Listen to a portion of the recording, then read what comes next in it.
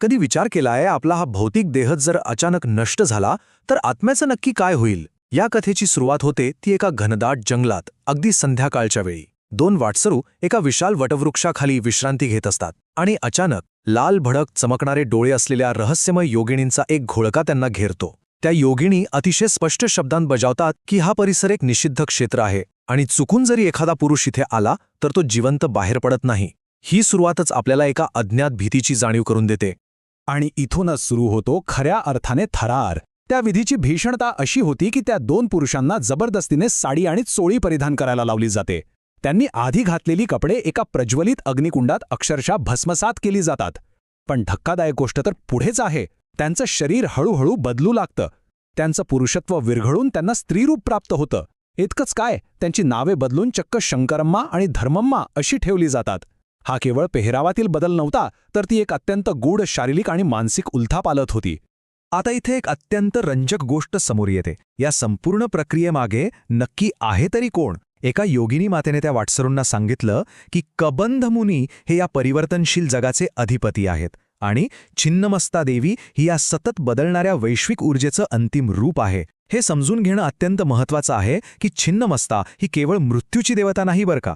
ती सृष्टीतील निर्मिती आणि विनाश यांच्यातील एका महान गतिमान बदलाची देवता आहे. हे बघा, निसर्गाचा एक अत्यंत साधा पण कठोर नियम आहे. हे संपूर्ण विश्व सतत बदलत असतं. जेव्हा जगात वाढ किंवा विकास भरभराटीला येतो तेव्हा तिथे भुवनेश्वरी देवीचं प्राबल्य असतं. पण जेव्हा विकासाचा वेग मंदावतो आणि विनाशाची किंवा क्षयाची प्रक्रिया सुरू होते तेव्हा अत्यंत उग्र अशा छिन्नमस्ता देवीचं प्राधान्य वाढतं. हे एक नैसर्गिक चक्र आहे आणि छिन्नमस्ता देवी याच चक्रातील संहाराच्या आणि शुद्धीकरणाच्या टप्प्याचं प्रतिनिधित्व करते. या देवीची खरी ताकद समजून घ्यायची असेल ना, तर आपल्याला तिच्या पौराणिक जन्मकथेकडे जावं लागेल. असं सांगितलं जातं की एकदा पार्वती देवीने आपल्या भुकेल्या सखींची तहान शमवण्यासाठी स्वतःच्याच हाताने स्वतःचं मस्तक धडावेगळं केलं होतं. तिच्या कंठातून रक्ताच्या 3 धारा वाहू लागल्या. यातील 2 धारा तिने तामस आणि राजस गुणांचं प्रतीक असलेल्या आपल्या 2 सखींना पिण्यास दिल्या आणि 3ऱ्या धारेचं तिने स्वतः प्राशन केलं. स्वतःचंच मस्तक छेदन केल्यामुळे तिला छिन्नमस्ता हे नाव पडलं. आता हे ऐकायला खूप भयंकर वाटेल, स्वतःचं मस्तक छाटूनही सजीव राहणं. पण थांबा, योगशास्त्रामध्ये हे एक अत्यंत प्रभावी असं रूपक आहे. हे प्रतीक आहे परिपूर्ण अंतर्मुखात्वाचं. म्हणजेच बाह्य जगापासून आणि आपल्या पंचेंद्रियांपासून पूर्णपणे अलिप्त होऊन स्वतःच्या आतल्या जाणीवेमध्ये डोकावण्याची ती सर्वोच्च अवस्था आहे. स्वतःचं डोकं नसणं म्हणजे स्वतःच्या अहंकाराचा आणि बाह्य विचारांचा समूळ नाश होणं. योग साधनेमध्ये याचा थेट संबंध आपल्या शरीराशी जोडला गेलाय. योगीजन छिन्नमस्ता देवीचं ध्यान नेमकं कुठे करतात माहितीये? मणिपूर चक्रात. हे चक्र नाभीच्या जागी असतं आणि ते आपल्या शरीरातील अग्नीचं केंद्र मानलं जातं. ह्याच चक्रावर ध्यान केंद्रित करून योगी या देवीच्या अत्यंत प्रखर आणि परिवर्तनशील ऊर्जेचा वापर आपली आध्यात्मिक प्रगती करण्यासाठी करतात. कथेतील सर्वोच्च आणि सर्वात अंगावर काटा आणणारा क्षण येतो तो मध्यरात्री. संपूर्ण जंगलात वाघांच्या भयानक डरकाळ्या घुमू लागतात. स्त्री रूपात बदललेल्या त्या 2 वाटसरूंच्या डोक्याला कडुलिंबाची पाने बांधली जातात.